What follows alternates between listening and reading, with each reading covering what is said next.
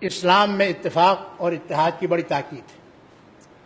اوس و خزرج کے دو بندوں کے درمیان اسلام کے بعد جھگڑا شروع ہوا مدینے میں۔ اچھائیوں کے اوپر فخر کرتے کرتے جھگڑا شروع ہو گیا۔ برائی پر بحث نہیں تھی ان کی۔ ایک کہتا تھا کہ اسلام کے آنے کے بعد مدینہ میں ہمارے فلاں فلاں فلاں لوگ وہ اسلامی خدمت کے ان اعلیٰ مدارج پر پہنچ گئے۔ اوس نے یہ کہا، خزرج کے ایک بندے نے کہا کہ اگر تمہارے اتنے لوگ ممتاز ہو گئے ہیں اسلام کی خدمت میں تو ہمارے بھی اتنے لوگ ممتاز حیثیت اختیار کر گئے ہیں۔ تو اسی میں اپنے اچھے لوگوں کا ذکر کرتے کرتے ان میں تلخی آ گئی۔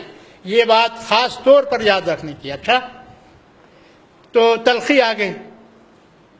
قریب تھا کہ ان کی وہ جہالت جسے اسلام نے ختم کر دی تھی، اس جہالت کو، وہ پھر واپس نہ آ جائے اور تلواریں ایک دفعہ پھر نیام سے نہ نکل پڑیں۔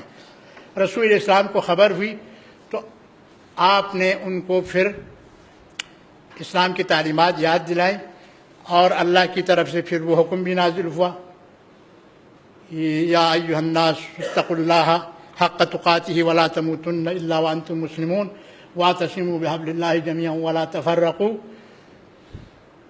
تو یہ آیت نازل ہو گئی۔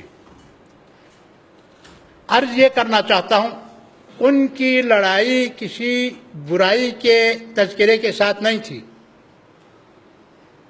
اچھائیوں کے اوپر مقابلہ تھا، لیکن اس سے بھی منع کیا گیا۔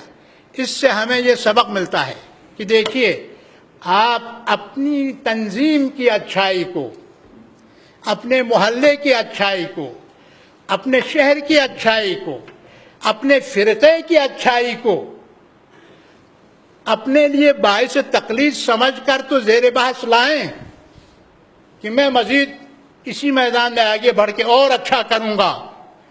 لیکن اگر آپ اس کا تذکرہ اس انداز میں کریں کہ دوسرے کے سننے والے کے اوپر بار ہو جائے اور وہ یہ سمجھے کہ یہ اپنی بڑائی کا قصہ سنا کر مجھے نیچا دکھانا چاہتا ہے، تو دل آزاری کی یہ شکل بھی اسلام کو پسند نہیں۔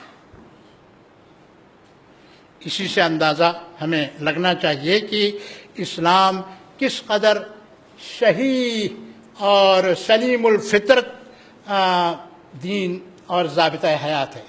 اللہ تعالی ہم سب کو اسلام کی اسپرٹ سمجھ کر اس پر عمل کرنے کی توفیق عطا فرمائے۔